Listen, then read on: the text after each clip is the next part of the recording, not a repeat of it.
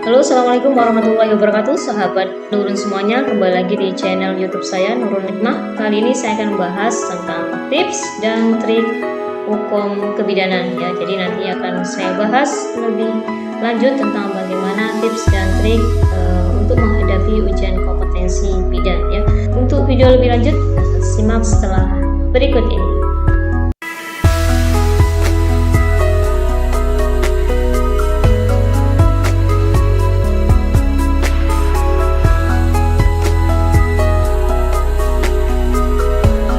Baik, kesempatan kali ini saya akan memberikan tips dan trik hukum kebidanan. Jadi bagaimana tips dan trik untuk lolos di ujian kompetensi bidan ya.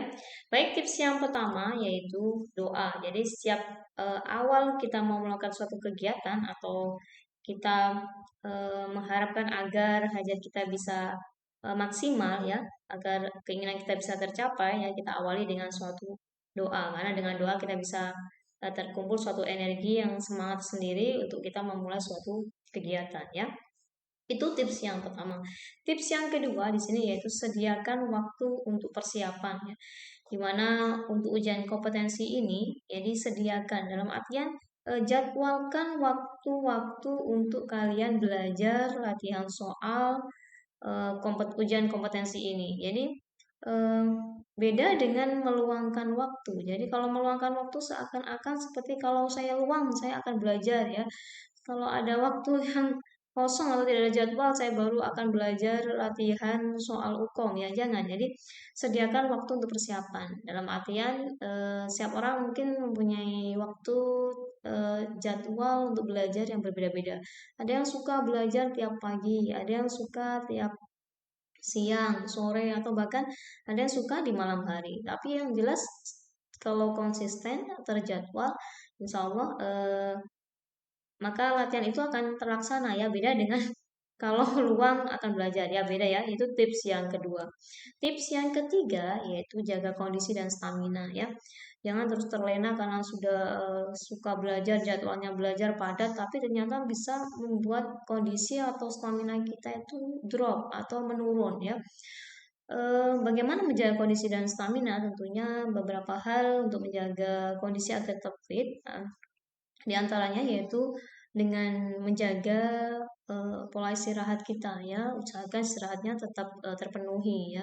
Kemudian intake makanan, makanan yang seimbang dan lain sebagainya. Kemudian mungkin dengan olahraga yang tetap teratur dalam artian jadwal olahraga jangan sampai terlupakan. Kemudian mungkin ada yang hobi atau suka minum kopi mungkin ya, teh hangat atau coklat dan sebagainya. Nah, itu nggak masalah untuk menjaga kondisi dan stamina agar tetap fit ya. Itu tips yang ketiga. Tips yang keempat yaitu jawab soal kurang dari 1 menit ya. Memang dalam waktu ujian kompetensi itu diberikan waktu 180 menit untuk 180 soal. Tapi untuk tips kali ini saya sarankan Anda menjawab satu soal itu kurang dari 1 menit. Itu kenapa? Karena ketika Anda sudah terpaku 1 menit, itu bisa kalau sudah melampaui 2 menit, nah itu nanti akan soal-soal belakang akan menjadi kacau ya. Jadi upayakan kurang dari 1 menit kalian bisa menyimpulkan atau sudah memantapkan jawabannya itu apa ya. Itu tips yang keempat. Kemudian tips yang kelima, ini adanya golden time. Nah, ini manfaatkan waktu 120 menit pertama ini untuk 180 soal. Makanya tadi saya sarankan bahwasanya satu soal itu kerjakan kurang dari 1 menit. Nah, ini karena adanya golden time, waktu utama seorang dalam berpikir, lebih maksimal dalam berpikir, yaitu adalah 120 menit pertama. Jadi ketika Anda memanfaatkan waktu 120 menit ini, apalagi bisa mengerjakan 180 soal dengan mantap ya, itu nanti waktu yang tersisa itu 60 menit bisa dijadikan review untuk soal-soal yang mungkin kita menjawabnya ragu-ragu ya, atau kita review soal yang sekiranya tadi adalah yang sulit-sulit ya, butuh pertimbangan lagi untuk kita mantapkan lagi jawaban mana yang tepat. Nah, itu tips yang kelima. Tips yang keenam, yaitu jika muncul rasa lelah, ingat motivasi Anda dalam lulus UKOM itu apa ya.